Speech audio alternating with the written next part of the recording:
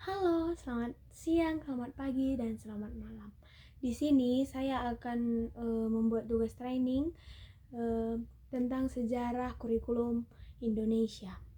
Jadi, sejarah kurikulum di Indonesia itu mengalami perkembangan yang sangat signifikan sejak masa kolonial hingga pasca kemerdekaan. Perubahan kurikulum sendiri dipenuhi oleh kondisi sosial, politik, dan ekonomi pada waktu tertentu. Eh, Kurikulum yang ada di Indonesia pertama yaitu masa kolonial atau Hindia Belanda. Pada masa penjajahan Belanda, sistem pendidikan lebih mengutamakan pendidikan untuk kalangan Eropa dan pribumi tertentu. Misalnya seperti pribumi yang konglomerat atau kaya raya atau mempunyai jabatan tertentu gitu. Terus kurikulum pada masa ini sangat terbatas dan tidak merata. Ada dua jalur pendidikan utama, yaitu untuk kaum pribumi dan untuk kaum Eropa. Kurikulum untuk kaum Eropa mengikuti pola pendidikan di Belanda, lebih fokus pada ilmu pengetahuan umum, budaya Eropa, dan bahasa Belanda. Kurikulum untuk kaum pribumi tersendiri, pendidikan untuk pribumi hanya mencangkup keterampilan praktis, seperti mencangkup keterampilan pertanian, kerajinan, dan pengajaran agama. Pendidikan formal yang ada juga terbatas pada pengajaran bahasa Belanda dan beberapa mata pelajaran dasar lainnya. Yang kedua itu masa awal kemerdekaan pada tahun 1945 sampai 1964. Setelah Indonesia merdeka pada tahun 1945, pendidikan menjadi salah satu aspek yang sangat diperhatikan oleh pemerintah.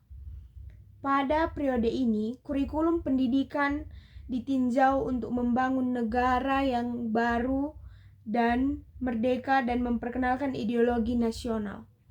Kurikulum tahun 1947 atau kurikulum nasional pertama dikenal sebagai kurikulum yang menekankan pendidikan normal, kewarganegaraan, dan pengetahuan umum. Di sini bahasa Indonesia menjadi bahasa pengantar utama dalam pendidikan. Kurikulum pada tahun 1952 menekankan pada pengembangan karakter dan wawasan kebangsaan yang lebih kuat. Pada masa ini, pendidikan mulai lebih inklusif dengan tujuan untuk mengembangkan karakter bangsa dan mendidik generasi yang mencintai tanah air. Dan kurikulum yang ketiga itu pada masa Orde Baru pada tahun 1966 sampai 1998. Pada masa Orde Baru yang dimulai pada tahun 1966 setelah penggulingan Presiden Soekarno, sistem pendidikan di Indonesia mengalami sentralisasi yang lebih ketat dengan kurikulum yang lebih terstruktur dan distandarisasi di seluruh wilayah Indonesia. Kurikulum pada masa ini lebih banyak menekankan pada mata pelajaran ilmu pengetahuan dan teknologi, serta pemahaman tentang ideologi negara ataupun Pancasila. Kurikulum 1968 fokus pada pembentukan generasi yang memahami Pancasila dan berkompeten di bidang teknologi dan ilmu pengetahuan. Kurikulum pada tahun 1975 penekanan pada pendidikan karakter dan pengembangan ilmu pengetahuan, pengenalan mata pelajaran bahasa asing, terutama bahasa Inggris, juga diperkenalkan di dalamnya. Kurikulum 1984, pendidikan masih mengutamakan pengajaran ilmu pengetahuan dan teknologi, serta memperkenalkan sistem evaluasi yang lebih standar di Indonesia. Pendidikan pada masa ini cukup bersifat teoritis dan lebih terpusat pada pemerintahan pusat. Pengajaran pelajaran seperti pendidikan moral dan agama sering menjadi bagian dari kurikulum utama. Yang keempat, pada masa reformasi atau tahun 1998 sampai 2005. Setelah jatuhnya pemerintahan Orde Baru, Indonesia memasuki era reformasi yang membawa perubahan besar termasuk di bidang pendidikan. Kurikulum mulai lebih mengakomodasi kebutuhan daerah dan desentralisasi pendidikan diperkenalkan. Kurikulum 1994 fokus pada peningkatan kualitas pendidikan dengan memberi penekanan pada keterampilan praktis dan kemampuan berpikir kritis. Kurikulum tahun 2004 atau KBK, kurikulum berbasis kompetensi.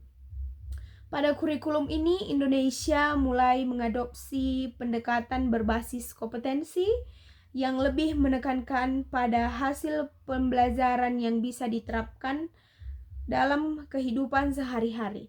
Kurikulum ini memberi kebebasan lebih pada sekolah untuk mengatur proses pembelajaran tergantung pada kondisi masing-masing. Yang kelima, kurikulum 2013 atau biasa disebut dengan K13.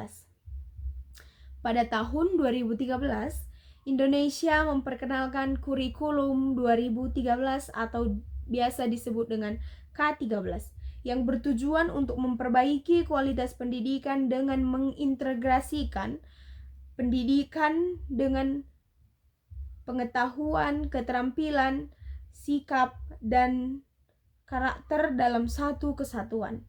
Ada beberapa perubahan utama dalam K13. Pendekatan tematik terpadu. Pembelajaran lebih berbasis tema dan kompetensi dasar. Siswa tidak hanya diberi pengetahuan, tetapi juga keterampilan dan sikap yang baik. Penilaian autentik. Proses penilaian tidak hanya berdasarkan tes tulis, tetapi juga portofolio, observasi, dan penilaian diri. Penguatan pendidikan karakter memasukkan nilai-nilai karakter seperti disiplin, kerjasama, jujur, dan peduli kepada sesama dalam setiap masa pembelajaran. Yang keenam, yang sekarang, kurikulum merdeka.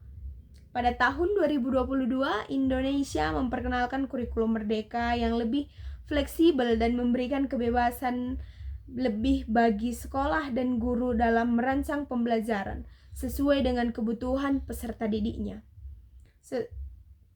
Kurikulum kemerdekaan bertujuan untuk lebih menekankan pada pengembangan karakter, kreativitas, dan kemampuan berpikir kritis siswa.